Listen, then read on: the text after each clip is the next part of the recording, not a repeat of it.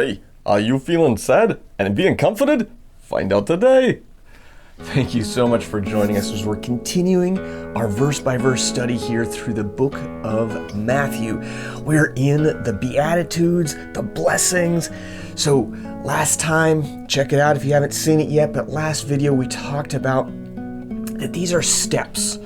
These are actually steps that God has given us so that we can grow closer to Him, so that we understand this narrow and difficult way that He talks about. And step one was being poor in spirit, realizing I have nothing to give to get to heaven. I have nothing. I'm spiritually bankrupt.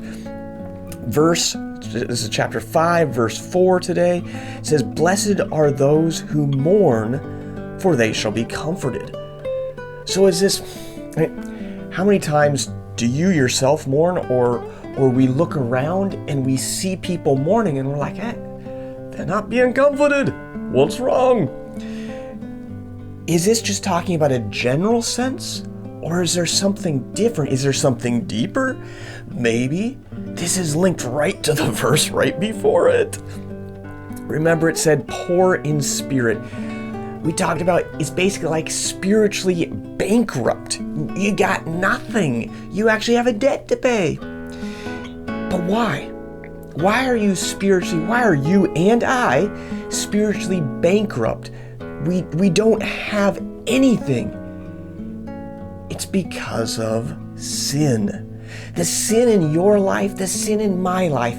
If I've lied, stolen, thought mean thoughts just once, according to James 2:10, just one sin is enough to spiritually bankrupt you.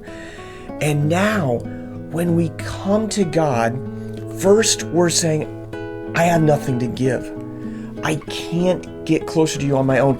Then the next step that we're on is realizing our sin.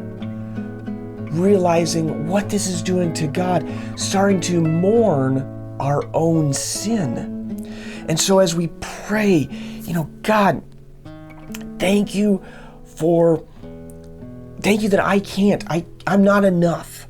I have nothing to give. Thank you for giving it all. But now I'm so sorry for my sin. I see my sin. I see what it does. It's destroying my relationship with God. It's destroying your relationship with God. And when we start to come to God realizing this is bad, it's bad for us. It's not healthy. Sin is not healthy for us. That's why God told us not to sin, because He knew what it was actually going to do. So then we can also take even one more step in this. We can mourn our own sin, but then we can do like Job did. Do you remember when Job, he was lifting up all of his kids in prayer on a daily basis? He was lifting up other people.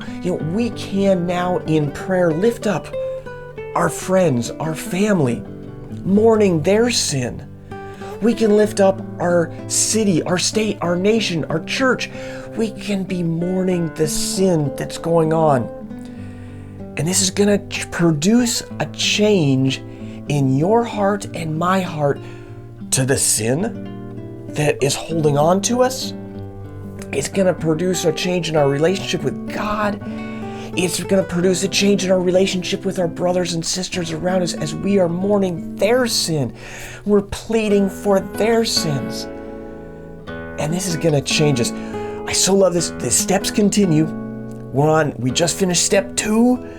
Tomorrow, or whenever we get to the next video, it's going to be step 3.